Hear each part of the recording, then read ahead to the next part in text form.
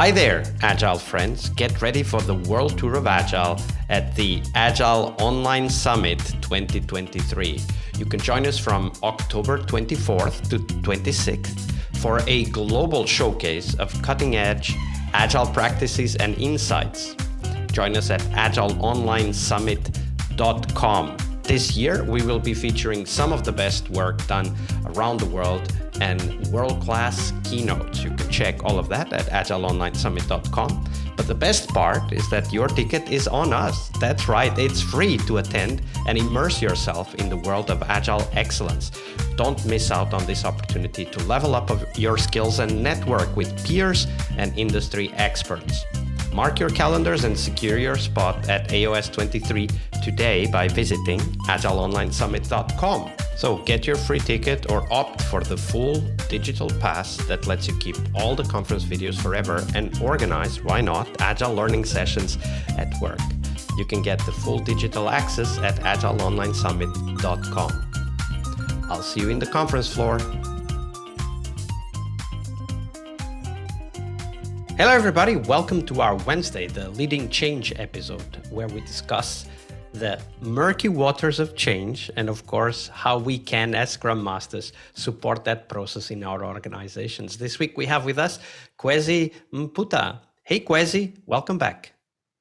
Thank you for having me back. Hello everyone, once again.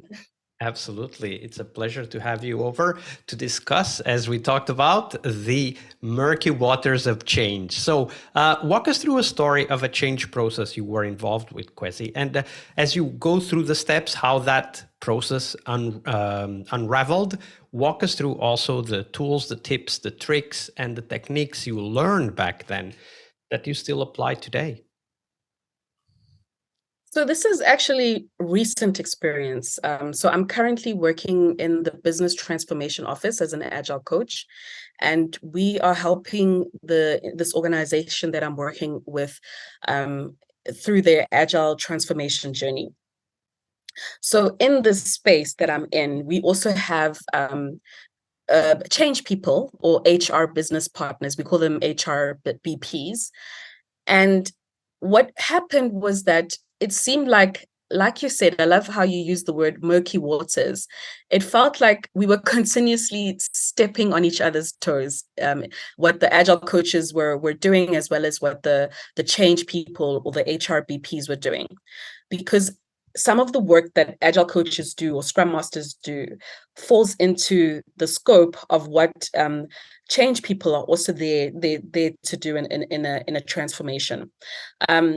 And it's very important to remember that Scrum Masters and coaches are also change agents. And in order to resolve this challenge, we needed to work together. So we became one team with the change people.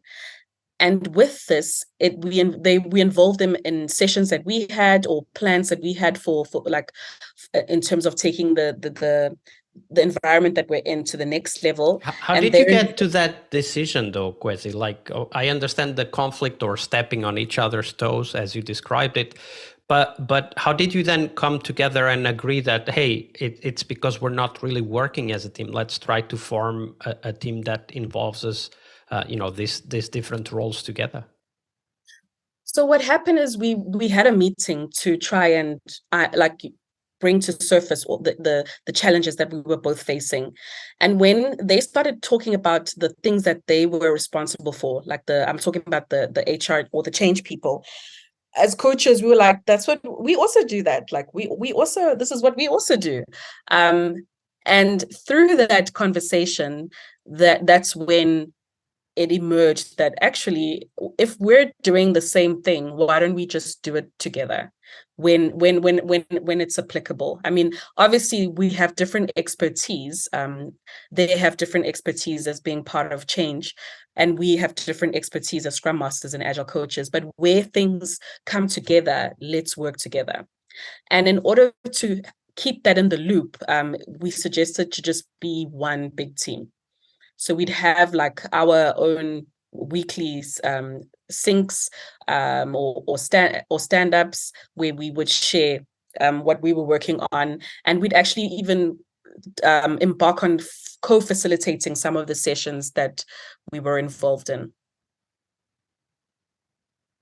That's brilliant because, of course, HR, usually people that work in HR are exactly the kind of people that are interested in change and they want to bring about positive change. And obviously, Agile transformation also has some HR structures and function implications.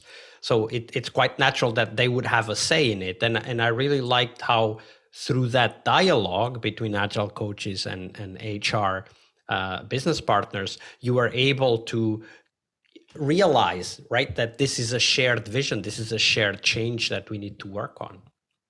Yeah. And in some of the things that were in their realm, we as Agile coaches, we could also give advice as to how can we make this better for the change experience. So, for instance, communicating the change. So the HR individuals were like, they would talk about the what behind the change, and as coaches we would bring on that element that it's important for the why behind the change as well, so that people can connect to the reason why the organization is going through this agile transformation. We love to use the spine model in terms of showing or highlighting the need for an agile transformation. You are familiar that the spine model starts off with the need. A lot of organizations jump to tools and practices, but we actually need to start off with the need. Why are we going through this change? Like, why are we embarking on an agile transformation? What are we trying to achieve as an organization? And then that leads on to your being, of which is your agile mindset, your agile principles, as well as your values. And then we can focus on practices and tools. So we would bring in those kind of elements as agile coaches. And how hard was it to start to speak the same language? Because even though, of course, we recognize, pardon me, the need to work together as a team, HR business partners don't necessarily have the same language, the same approach to communication, or even use the same terminology that agile coaches use. So how did you try to create that shared understanding and common language? So what we did was that we had all everyone that was going to be working with us go through an agile bootcamp, which is agile fundamentals, to try and instill the mindset, the agile mindset within them, as well as the language. They could have a clearer understanding with the language that is used by coaches as well as Scrum Masters. So that was one of the things that we did, and that also highlighted for them the similarities in some of the things that they were also doing. Absolutely, because of course, when we adopt Agile, we are in the middle of a change process. But Agile also brings tools and terminology, as we were just talking about, language, to help us face and overcome the difficulties of change, right? Like, for example, small increments, constant feedback, learning and adapting through the retrospective process. So we have a lot of tools that help the change process itself.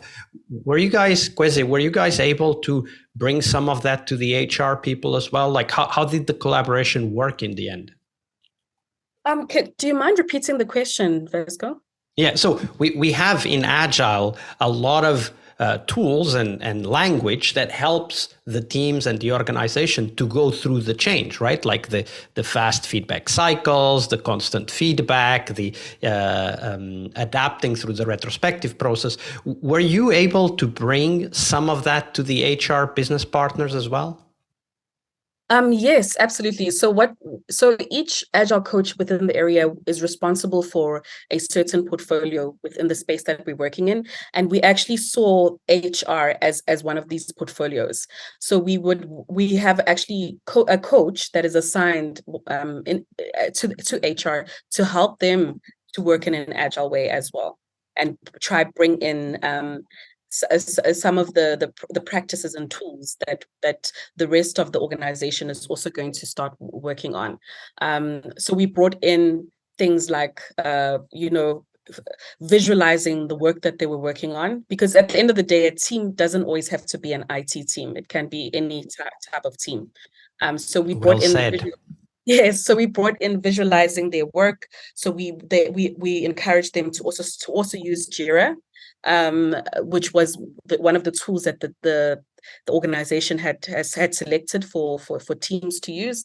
We encouraged them to adopt the Scrum framework, and they started to do some of the events that we know of in Scrum. So their sprint planning, your sprint reviews, your daily scrums, your retrospectives, and the feedback that we've gotten. I mean, it's still early stages. Like this, I started with this role 2022 September, and it took time for us to even start working with portfolios to get onto this journey.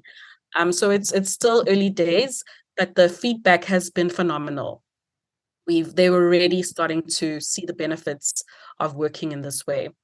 Absolutely. And through practice, I'm sure they learned a lot more than they could through sitting in a classroom and being taught by an Agile coach or somebody with experience in Agile. So I think that's a great way. Get your hands dirty. A lot of people say eating your own dog food. I prefer to say drinking my own champagne, but the idea is the same, right? Yes, absolutely. Thank you for sharing that story, Khwezi. I hope you enjoyed it. Leading change is one of the core skills we must acquire, but it is only one of the steps towards our success as Scrum Masters. Tomorrow, on Success Thursday, we will talk about how to define success for the Scrum Master role. We'll cover tips on how to measure your way to that position, and most importantly, how to develop that focus on continuous improvement that is as important for Scrum Masters as it is for teams. See you tomorrow. We really hope you liked our show. And if you did, why not rate this podcast on Stitcher or iTunes? Share this podcast and let other Scrum Masters know about this valuable resource for their work. Remember that sharing is caring.